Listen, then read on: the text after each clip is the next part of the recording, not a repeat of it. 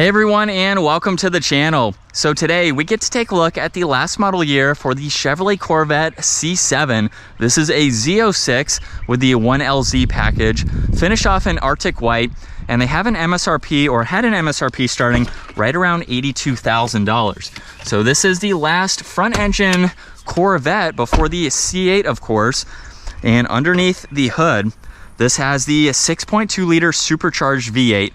This model is paired to the 7-speed manual transmission, and this pumps out a whopping 650 horsepower, 650 pound-feet of torque sent to those rear wheels, propelling this 3,500 pound sports car from 0 to 60 in 3.3 seconds, and it has a top speed of 195 miles an hour. Now, as we work our way to the exterior styling, I think this has a very great look to it. One of the more iconic Corvette designs, I think. It just has a menacing look to it. Up front, there's the Corvette badge, as well as a functional heat extraction vent right in the center. There's LED lighting for the headlight housings, where they also have a pretty slim design to them. So they match the bodywork on both corners there. There's also a very large spoiler down below, and then plenty of inlets right in the middle to provide a lot of cooling to everything up front. Now, as we work our way to the side, this has a really nice set of gloss black wheels. This is a staggered setup. They're 19 by 10 up front and then 20 by 12 in the rear. This also has the carbon ceramic brakes. And then there's the lower side skirt there, which matches nicely with the front spoiler, front splitter. Z06 badge with a functional trim piece. So that is hollow to provide airflow to exit. There's the gloss black, or the carbon flash side mirrors. And all of the Corvettes do have the targa top. So you can remove this section right here and then place it in the trunk and bring it with you. There's also another trim piece on top of the door and in the lower section where more cooling can go through. And it just has a great look from the side with all of the lines and the angles and everything.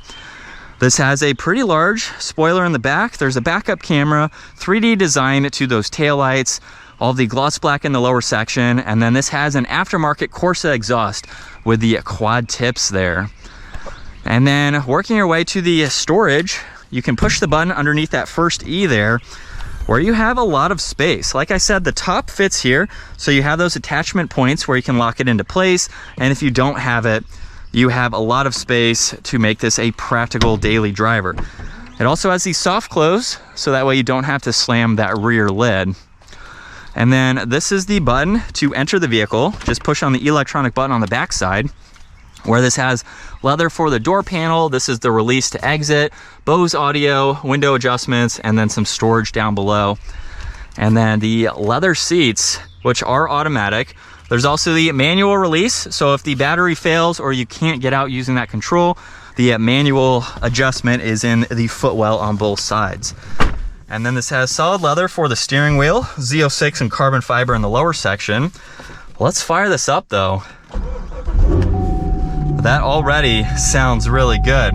Now there's favorites and volume on the lower section, and then you can go through a lot more with the gauge cluster. So currently we have some fuel information that you can monitor, as well as some other vitals, but you can also go over into performance. And this is where you can scroll through a lot more.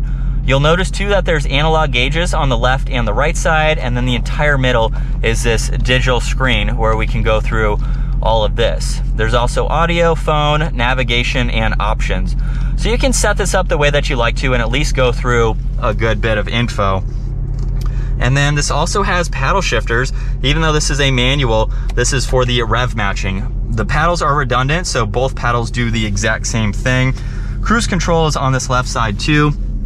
And then there's the window adjustments and then the head-up display controls. So you can adjust the height, the brightness, and then pull up a few different icons there depending on what you'd like to see. The rear trunk release is also down below. Now there's one air vent in the middle, and with this infotainment system, you can actually lower it, put some items in there if you need to, and hide them out of the way.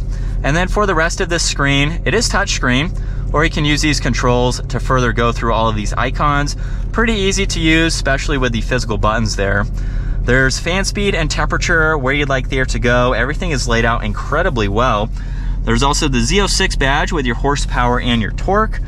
There's an auxiliary on one side, And then all the way over and down is for reverse, so you have the backup camera and then the rest of the 7 speeds to go through. There's cup holders on the passenger side, e-brake, as well as the different driving modes. So you have a few, you'll notice them in the lower section there, that you can toggle through depending on the driving that you're doing, and then traction control is right in the middle. There's also the center armrest, which does have an auxiliary, and then the glove box also has a good bit of space. And then up top, behind the sun visors, these are the releases for the top. So there's one on each side and one in the middle here. You can very easily lift this up and then store it in the back. And this is the visibility that you get. It is very open. A little bit of a pillar there, but you can easily see around it. So not bad for the shape and design of this car. And from second gear, here we go.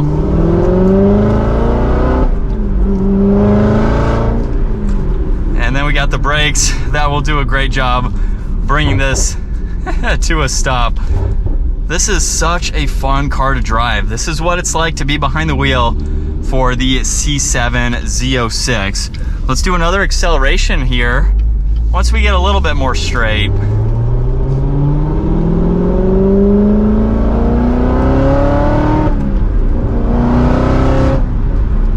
This is a quick car.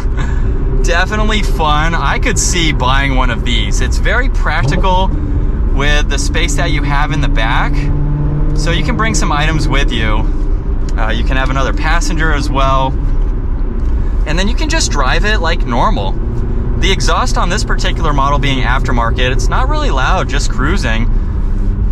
And you get a comfortable, somewhat comfortable vehicle. I know this is an extremely popular vehicle, especially with the older demographics, and they drive them all the time. There's young people that own them too, but this would be something that you can absolutely drive every single day. We got some pops in that exhaust as well, and obviously with the aftermarket exhaust, it will do that.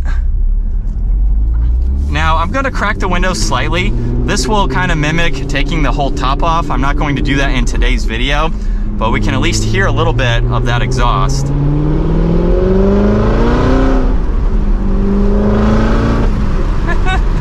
And then of course a little bit of wind noise there too. But if you want that top down, you want to listen to that exhaust really rip, especially if you're doing performance driving, it's the best of both worlds. You got the hard top basically, and then you have a convertible when you're ready to take it off. But comment down below, would you rather have a C7 with a manual transmission? You can get the automatic as well. Or would you rather have the Corvette C8? If that came with a manual transmission, I would have stayed on the waiting list for mine, but I decided to back out.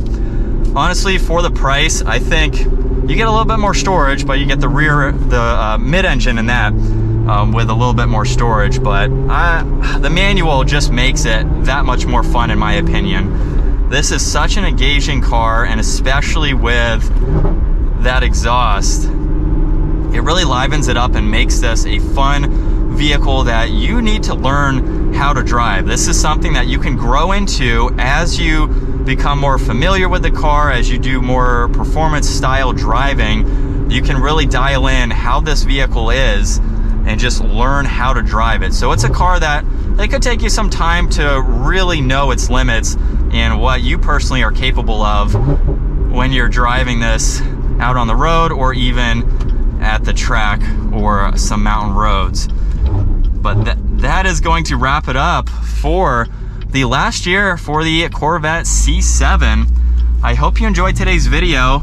Make sure to check out Carolina Auto Direct. That link is down in the description below. And give this video a huge thumbs up. Consider smashing that subscribe button so you don't miss out on our daily uploads. I'll see you all in the next video.